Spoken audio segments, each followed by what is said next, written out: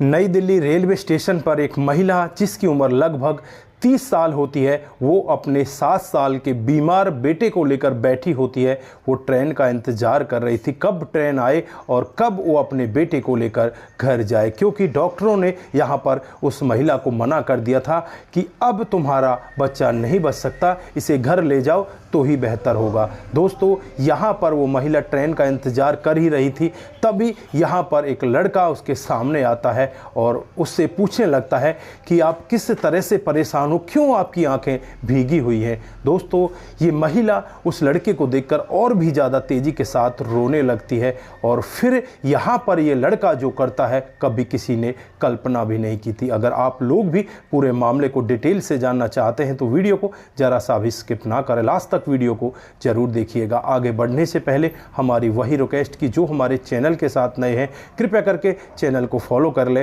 Bell icon को जरूर press करें। नमस्कार, जय हिंद। आप देख रहे हैं APH न्यूज़ राहुल रावत के साथ। दोस्तों, आज की जो हकीकत की घटना आप लोगों को बताने जा रहा हूं, बिहार के बक्सर जिले की हकीकत की घटना है। यहाँ पर सोनिया नाम की एक महिला जिसकी उम्र 30 साल होती है। दोस्तों, उसका 7 साल का एक बेटा होता है जिसका नाम पिंकू होता है। उसका पहाड़ टूट पड़ा था क्योंकि 2 साल पहले उसके पति की कैंसर की वजह से तड़प तड़प कर मौत हो चुकी थी। दोस्तों, आज यहाँ पर इसे नहीं पता था कि क्या होने वाला है, क्योंकि आज इसका बच्चा स्कूल में गिर गया था और गिरने की वजह से उसको बहुत ज़्यादा चोट भी आई थी। और फिर यहाँ पर जब सोनिया किसी की बाइक को लेकर अपने बेटे पिंकू के पास पहुँचती है, उसे उठाती है, नज़दीकी हॉस्पिटल में लेकर जाती है, उसका चेकअप वगैरह कराती है, तो डॉक्टर साहब कहते हैं कि इस बेटे को तो वही बीमारी हो गई है जो इसके पिता को थी। दोस्तों, अब यहाँ पर उसके हाथों पैरों के नीचे से ज़मीन खिसक जाती है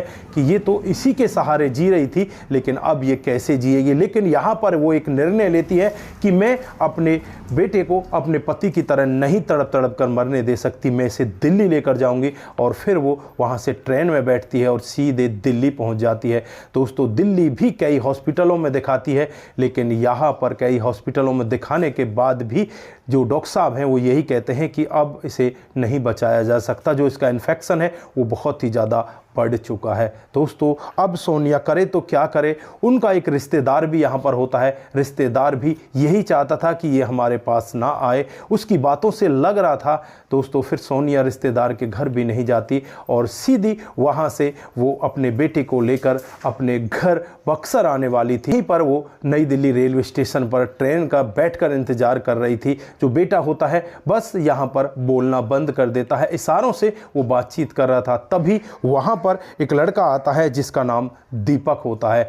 दोस्तों, जब दीपक इस महिला से पूछने लगता है कि तुम्हारे बच्चे को हुआ क्या है, तुम किस तरह से परेशान हो, तो ये महिला दहाड़े मार मार कर रोने लगती है और कहने लगती है कि मेरा कोई भी सहारा नहीं है, मेरा यही इकलौता बेटा सहारा है और इसके साथ भी अब ऐसा हो रहा है, ये भी मुझे छोड़कर चला जाएगा तो मैं किसके सहारे जीऊंगी। 2 साल पहले मेरे पति भी मुझे छोड़कर जा चुके हैं। दोस्तों, यहाँ पर दीपक उसे संभालता और कहता है कि कोई बात नहीं, चलो एक बार ट्राई कर लेते हैं। यहाँ पर एम्स में एक बहुत बड़ी डॉक्टर हैं, उनके पास चलते हैं और वहाँ जाकर ट्राई कर लेते हैं। दोस्तों, यहाँ पर दीपक इस महिला को और इसके बच्चे को अपनी गाड़ी में बिठाता है, गाड़ी में बिठाकर सीधे एम्स के इमरजेंसी में ले जाता है और वहाँ पर एक लेडीज़ डॉक्टर होती है जिसका नाम दीक्षा होता है। दोस्तों, अब यहाँ पर दीक्षा जैसे ही इस लड़के को देखती है तो कहने लगती है कि अभी कहाँ कुछ नहीं जा सकता, पहले चेकअप वगैरह होंगे और दवाई वगैरह चलेंगे, उसके बाद ही इसका पता चल सकता है। दोस्तों, यहाँ पर दीपक दवाई वगैरह भी ले आता है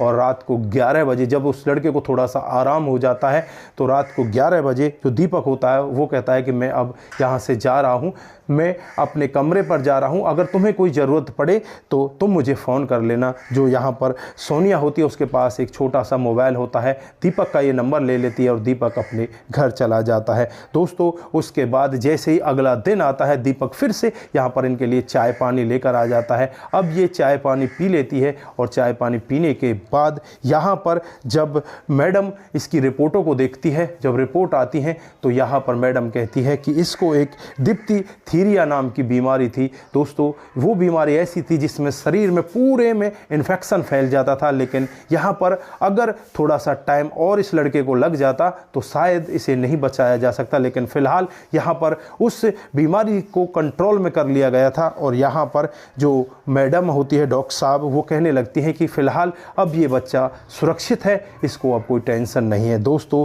यहाँ पर जो सोनिया होती है वो दीपक के कंधे पर सर रखकर रोने लगती है, कहने लगती है कि अगर आप नहीं होते तो आज मेरा बच्चा नहीं बचता, आप तो मेरे लिए भगवान हो। उसके पैरों को छूने लगती है, लेकिन यहाँ पर जो दीपक होता है वो कहने लगता है कि मेरे पैरों को मत छूइए, मुझ पर क्यों पाप चढ़ा रही हो। यहाँ पर सोनिया कहती है कि नहीं नहीं, आप तो मेरे लिए भगवान हो। इधर जो लेडी डॉक्टर होती है दीक्षा, उसके भी पैरों को सोनिया छूती है और कहती है कि आपने मेरे बच्चे को बचा लिया। दोस्तों दरअसल जो दीपक होता है वो दीक्षा के जो माता पिता होते हैं उनका ड्राइवर होता है, और यहाँ पर रेलवे स्टेशन पर भी उनके माता पिता को छोड़ने आया था, उन्हें कहीं बाहर जाना था। अब तो 2-3 दिन और यहाँ पर इस पिंकू को रखा जाता है। 2-3 दिन के बाद अब इसे डिस्चार्ज करना था। तो फिर यहाँ पर जो दीक्षा होती है वो कहने लगती है कि 15 दिन बाद दोबारा तुम्हें यहाँ पर आना है और इसे दिखाना है। दोस्तों यहाँ पर जो सोनिया होती है वो कहती है कि 15 दिन बाद मैं कहाँ आऊँगी, मैं तो सोचती हूँ कि यहीं पर कहीं पर रह जाऊँ। इधर जो दीक्षा होती है वो यहाँ पर दीपक से कहने लगती है कि दीपक, जो घर हमने तुम्हें दे रखा है उस घर में बहुत जगह है, तुम इन लोगों को वहीं पर रखो। दोस्तों अब यहाँ पर दीपक सोनिया को और पिंकू को अपने उसी घर में ले जाता है जो फ्लैट यहाँ पर इन लोगों ने इसे दे रखा था। दोस्तों यहाँ पर जो सोनिया होती है वो दीपक के घर को बिल्कुल सार संभाल लेती है, उसमें जो भी गंदा सामान पड़ा था, जो भी इधर उधर अस्त व्यस्त सामान था, उस सबको संभालती है और सबको अच्छे से एक जगह सुरक्षित रख देती है। धीरे धीरे समय बीतने लगता है और 15 दिन का समय बीत जाता है। 15 दिन के बाद जब वापस दोबारा हॉस्पिटल में इस लड़के को दिखाया जाता है तो दीक्षा इसको देख कर कहने लगती है कि ये बिल्कुल ठीक है, अब इसे कोई परेशानी नहीं है, अब इसे तुम लेकर अपने घर जा सकती हो। दोस्तों यहाँ पर पिंकू भी बहुत अच्छा होता है, बहुत चंचल होता है, और जो सोनिया होती है वो अपने बेटे की बातों को सुनकर बहुत ही ज़्यादा खुश हुआ करती। जब उसका बेटा बीमार रहा करता था तो यहाँ पर वो यही कहता है कि माँ, मैं भी अपने पापा के पास चला जाऊँगा, पापा के पास रहा करूँगा, लेकिन तू चिंता मत कर, मुझे फ़ोन दिला देना, मैं फ़ोन से तुझसे बात कर लिया करूँगा। और यहाँ पर उसकी माँ रोते हुए कहने लगती, बेटा मुझे भी तू अपने साथ ले चल। तो यहाँ पर अपनी माँ से कहता कि माँ, हमारे यहाँ पर मेला लगता है, उसमें से सामान हमें कौन ला कर देगा, तू भी हमारे साथ चली जाएगी तो यहाँ कौन रहेगा। दोस्तों ऐसी छोटी छोटी बातों को सुनकर माँ बहुत ज़्यादा दुखी भी हुआ करती और देखती कि उसका बेटा कितना चंचल है। दोस्तों अब यहाँ पर जाने का समय आ जाता है। जो सोनिया होती है उस दिन पूरे दिन सुबह से ही कामकाज को अच्छे से करने लगती है, और यहाँ पर जो दीपक होता है वो सोनिया से कहने लगता है कि आज तो तुम जाने वाली हो, तुम्हारी मैंने टिकट करवा दी है, तो तुम यहाँ से इस काम को छोड़कर अपने घर के जाने की तैयारी में लग जाओ। तो यहाँ पर सोनिया कहती है कि मेरे जाने के बाद इस घर की चिंता भी कौन करेगा, मुझे चिंता रहेगी। तो यहाँ पर दीपक कहने लगता है, चिंता रहेगी?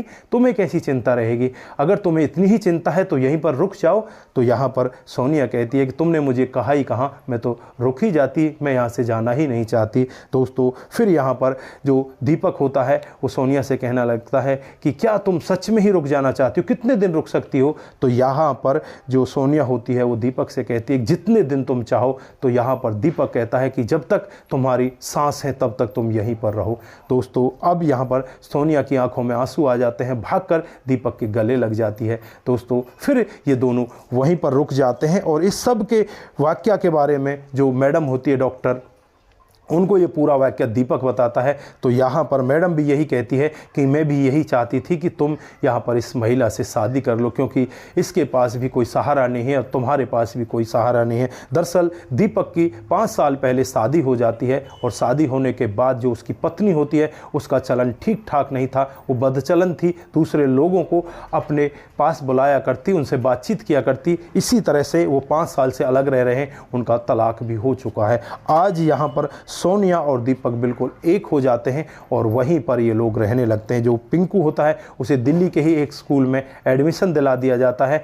दोस्तों यहाँ पर उनका जीवन बड़े बेहतर तरीके से बीतने लगता है। धीरे धीरे करके जीवन आगे बढ़ रहा है। दोस्तों लगभग 2 साल उनके अब इस मिलन को हो चुके हैं। अब यहाँ पर 2 महीने पहले ही दीपक की पत्नी जो सोनिया है उसने एक बेटी को जन्म दिया जो कि बहुत ही सुंदर है। दोस्तों इनका जीवन अब और ज़्यादा खुशियों से भर गया है क्योंकि इनका जो परिवार है वो पूरा हो चुका है। एक लड़का और एक लड़की इनके जीवन में आ चुके हैं और दोनों के दोनों अब यहाँ पर बड़े अच्छे से रह रहे हैं। जो मैडम है दीक्षा वो भी यही कहती है कि दीपक तुम्हारा करैक्टर बहुत अच्छा है, तुम बहुत ही अच्छे इंसान हो, इसी तरह से तुम अगर लोगों की मदद करते रहोगे तो भगवान तुम्हारी हर समय मदद करेगा। यहाँ पर भी तुम्हारी मदद भगवान ने ही की है। क्यों तुम्हें जीवन साथी भी चाहिए था, वो भी बहुत अच्छा जीवन साथी आज तुम्हें मिल चुका है। दोस्तों अब यहाँ पर दीपक और सोनिया बड़े अच्छे से रह रहे हैं और उनका जीवन बहुत ही बेहतर तरीके से कट रहा है। तो दोस्तों ये थी आज की एक छोटी सी कहानी। आप लोगों को कैसी लगी? अगर आपको जरा सी भी प्रभावित करती है, जरा सी भी अच्छी लगती है तो दोस्तों के साथ ज़रूर शेयर करके जाएँ। दोस्तों आपका एक शेयर हमें आगे बढ़ाता है और इसी तरह की अच्छी अच्छी कहानियाँ हम आपके बीच लेकर हाजिर होते रहते हैं। दोस्तों आप सभी का बहुत बहुत धन्यवाद। रिश्तों की अहमियत को जरूर समझें और दिल से रिश्तों को जरूर निभाएं। नमस्कार, जय हिंद,